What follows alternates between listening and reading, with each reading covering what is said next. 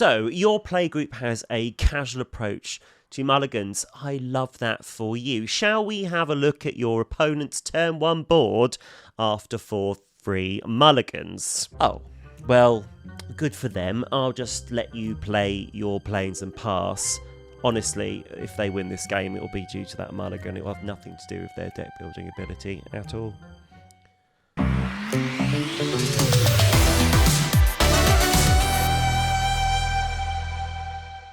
Hi everyone, welcome back to MTG Specs. Today we're diving into the question, should casual playgroups have their own casual mulligan rules? It's not a competitive setting, so surely it makes sense to let everybody find a playable hand. But does that open the door to problems like invalidating someone's win, or oops, I found my hate piece for that deck? You know that deck, the one that person brings every week. And I shall also be brave and vulnerable about the casual mulligan rules that nearly broke the enjoyment of the favourite deck in my roster.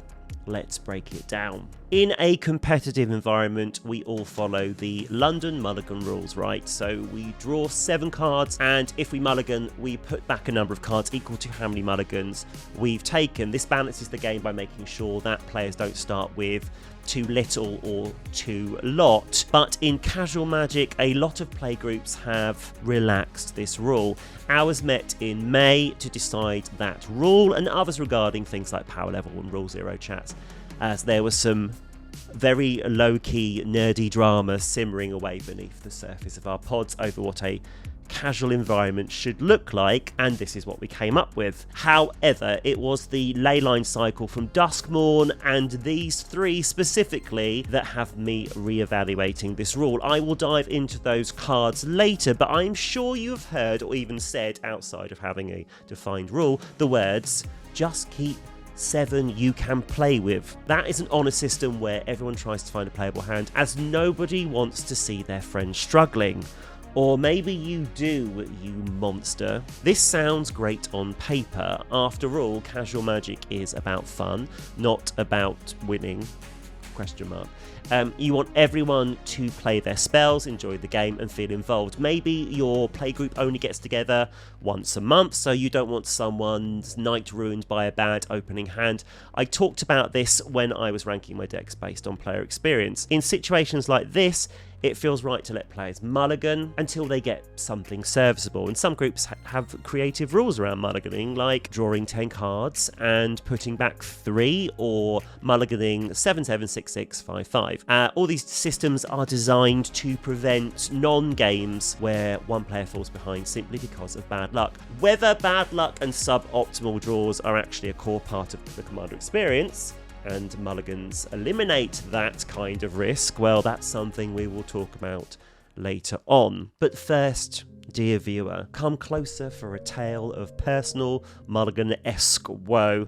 Let me tell you about my favourite deck and how my positive feelings towards that deck were dampened from an agreed casual mulliganing rule.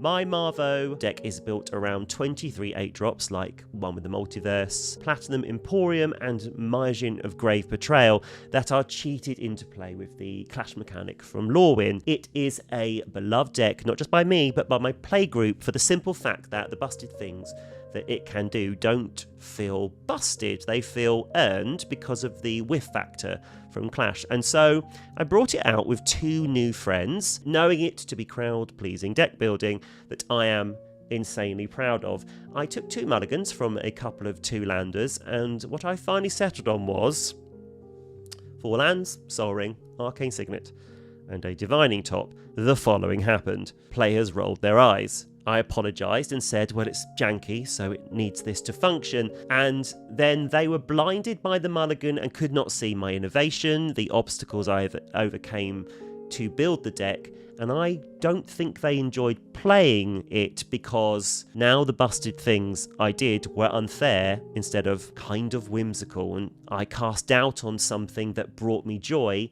And I hate that game to this day. Maybe casual mulligans encourage lazy deck building. If you can just keep drawing hands until you find the right one, why would you bother going to the effort of balancing your deck? I am overjoyed with the MDFC cards from MH3. They will be in my top 10 this year of card designs. No more cutting a land for removal. Praise WotC. But some players are still cutting lands to fit in more powerful cards, knowing that maybe they'll mulligan until they get what they need. Let's talk about specific hate cards. Imagine you're on your third mulligan and suddenly you draw into Leyline of the Void, which has been reprinted in Duskmourn.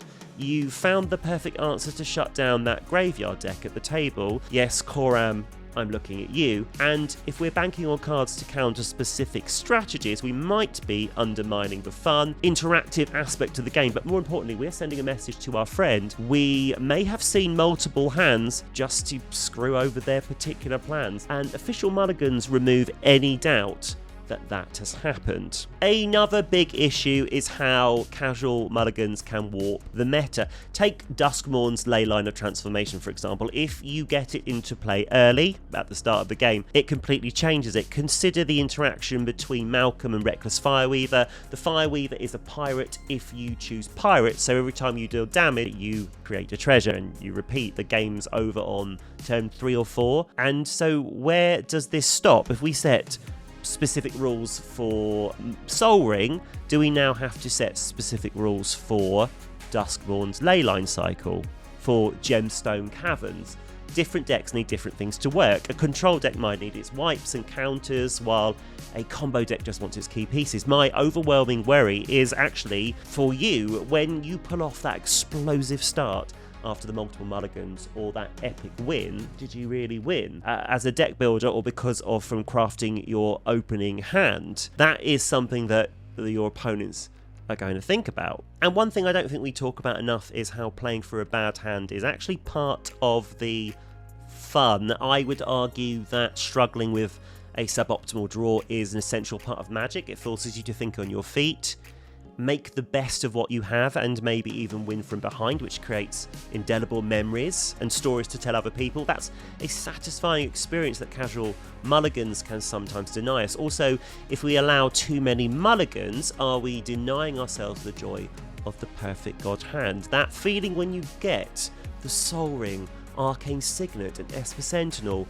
all without abusing the system, that's a sense of legitimacy in that kind of start. But if everyone is allowed to mulligan endlessly, that joy may feel a bit hollow. I suppose at the heart of this is all about trust. I trust the people I play with. It's why I play with them, and I won't screw them with that trust because there's no playgroup without players. I know no one's out there digging for a perfect hand to crush everyone by turn 3, but maybe instead of vocalising that we're sick of losing to a specific deck or playstyle and we've made meta-based deck building decisions, the temptation to stumble on that card we need is awfully overwhelming. But when you're playing with strangers or acquaintances, it's a different story. In those cases, it might be better to follow the official rules. That way everyone knows what to expect and the game can stay balanced. So should casual playgroups set their own mulligan rules? The answer obviously depends on the group. If you trust your friends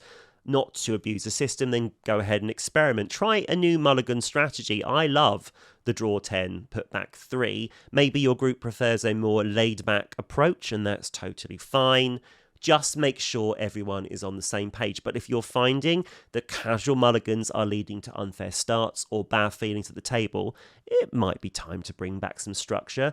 Whether you're sticking to the London mulligan or trying something new, the key is making sure everyone is having fun, and importantly that you honour your own deck building with the clarity of how it performed. If you enjoyed this humble free content today, a like and subscribe would mean the world to me. Don't forget to hit that bell for more Magic content, and I'm really interested, let me know in the comments what your playgroup does for mulligans. Do you follow the official rules, or do you have some house rules in place? See you in the next video.